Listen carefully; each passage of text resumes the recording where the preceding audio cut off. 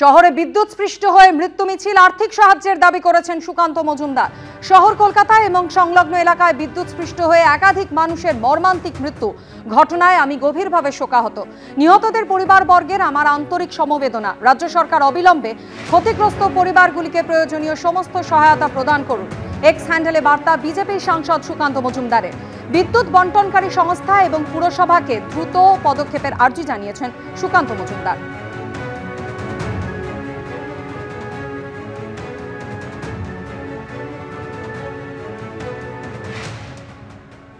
জলমগ্ন শহর, স্বাভাবিকভাবে জনজীবন বিপর্যস্ত। আর এই পরিস্থিতি নিয়ে কি বলেছেন যাদবপুর বিশ্ববিদ্যালয়ের কনস্ট্রাকশন ইঞ্জিনিয়ারিং বিভাগের অধ্যাপক পার্থপ্রতিম বিশ্বাস, শোনাবো। দুটো সমস্যার খেসারত দিতে হচ্ছে আজকে শহরবাসীকে। একটা হচ্ছে যে জলাভূমি যেভাবে বুঝেছে, নিকাশি নালাগুলো যেভাবে অবরুদ্ধ হয়েছে, তার ফলে এরকম হঠাৎ করে অতিবৃষ্টি যদি হয়, সেই বাড়তি বৃষ্টির জল ধারণের ক্ষমতা শহর কলকাতার নেই। এটা এক নম্বর বিপদ। দু নম্বর বিপদ হচ্ছে যে আমাদের শহরে, এর আগেও আমি আপনাকে বলছি যে আমফান ইয়াসের সময় সবচেয়ে বেশি মানুষ ইলেকট্রিকিউটেড ডেথে মারা গেছিল ওই বিপর্যয়, বিদ্যুৎস্পৃষ্ট হয়ে।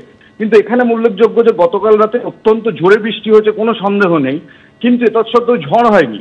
ফলে ঝড় না হওয়ার কারণে তার ছিঁড়ে পড়ার বিপদ ছিল না।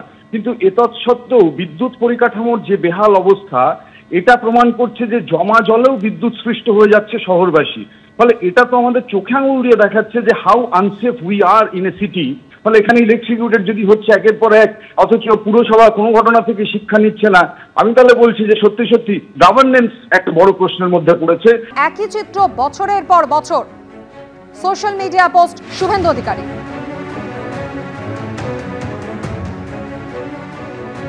প্রাকৃতিক দুর্যোগে একদিকে দুর্ভোগে পড়েছেন সাধারণ মানুষ, আর তারই মধ্যে শুভেন্দু অধিকারী তিনি রাজ্যকে আক্রমণ করে লিখছেন, জলমগ্ন শহরে মৃত্যু মিছিল, মৃতদেহ ভাসছে জমা জলে।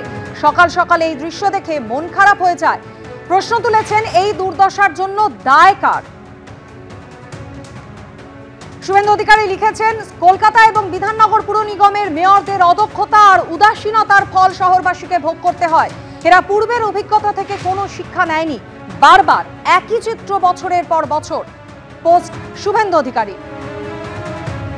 গতকাল রাতভর টানা বৃষ্টি এবং যার জেরে একের পর এক মৃত্যুর খবর সামনে আসছে। মর্মান্তিক পরিণতি হয়েছে একাধিক শহরবাসীর। এখনো পর্যন্ত পাওয়া খবর অনুযায়ী 8 জনের মৃত্যু হয়েছে। অন্যদিকে বেলা বাড়লেও, বৃষ্টি কমলেও এখনো পর্যন্ত দুর্ভোগের ছবিটা কিন্তু বদলায়নি। আর এরই মধ্যে social media post Suvendu Adhikari.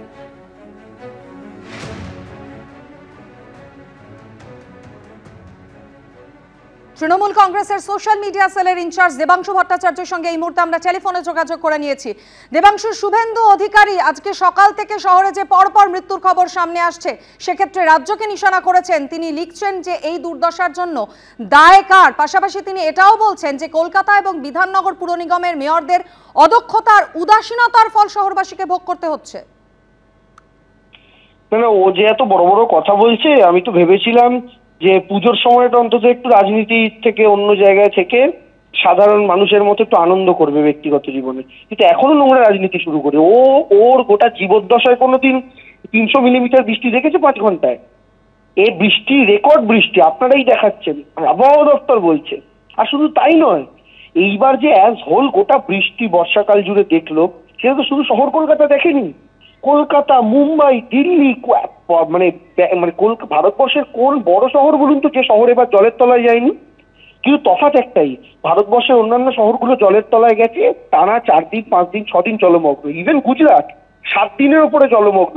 Ahmedabad থেকে শুরু করে, সুরাট থেকে শুরু করে বড়োদার মতো সিটি। কিন্তু কলকাতায় জল জমলে সেটা 24 ঘন্টার মধ্যে, মানে 7 থেকে 8 ঘন্টা ম্যাক্সিমাম, 24 ঘন্টা তার মধ্যেই পুরোপুরি ক্লিয়ার হয়ে যায়। আজকে যে বৃষ্টিটা হয়েছে তার তো কোনো আগাম ইঙ্গিতও সেই অর্থে ছিল না। রাত্রিবেলার মধ্যে যে এরকম বৃষ্টি হবে এটা কি কারো জানার কথা ছিল? প্রায় মেঘ ভাঙা বৃষ্টির মতো বৃষ্টি। সেই জায়গা থেকে দাঁড়িয়ে প্রকৃতির কাছে আমরা প্রত্যেকে অসহায়, কিচ্ছু করার কারোর হাতে থাকে না। কিন্তু এটা যত তাড়াতাড়ি জলটা নামানো যায় সেই চেষ্টায় প্রত্যেকে ব্রতী রয়েছে। আর এই পুজোর মুখে যে প্রাণগুলো হারিয়েছে, আমরা কেউই চাইনি সেটা হারা, কিন্তু দুর্ঘটনা কারোর হাতে নেই।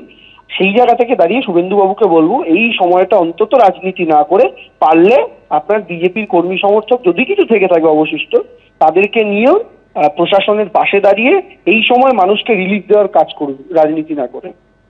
দেবাংশু, এখানেই আপনাকে বলবো যে বিরোধীরা এই প্রশ্নটা তুলছেন যে এই রকম একটা পরিস্থিতি যে হবে, আলিপুর আবহাওয়া দপ্তরের তরফ থেকে আগে থেকেই সতর্কবার্তা দেওয়া হয়েছিল, তাহলে কলকাতা পুরসভা কেন প্রস্তুতি নিল না? দেখুন, বৃষ্টি হবে সেটা বলা হয়েছিল, কিন্তু 5 ঘন্টার ব্যবধানে 300 মিলিমিটার বৃষ্টি, এই ধরনের রেকর্ড বৃষ্টি, সেটা কারোর আন্দাজে তো ছিল না। আর বৃষ্টি তো এইবারও হয়েছে বর্ষাকালে কলকাতায়, কিন্তু আপনি বলুন না একটানা কদিন জল জমেছে? বৃষ্টি যখন একটানা হয়েছে জল জমেছে, কিন্তু তারপর তো জল নেমেছে।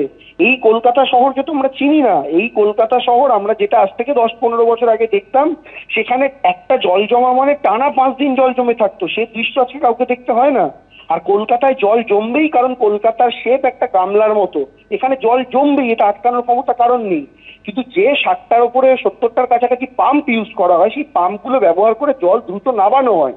তো সেই জায়গা থেকে দাঁড়িয়ে সেই কাজটা পৌরসভা দক্ষতার সঙ্গে করেছে কিনা সেটা প্রশ্ন, আর সেই প্রশ্নের উত্তর হলো হ্যাঁ, সাকসেসফুলি করেছে এবং করতে পেরেছে।